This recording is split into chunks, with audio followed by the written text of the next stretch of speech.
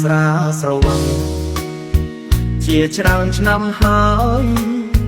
នៅតែភ្លេចមិនបានឡើយអូនអើយបងនៅតែចាំបេះដូងរងគ្រូបងជាមនុស្សមានកម្មបងភ្លេចតែបងនៅចាំហាប់ផ្ដាំជាលើកចុងក្រោយសូមផឹកថ្ងៃនេះ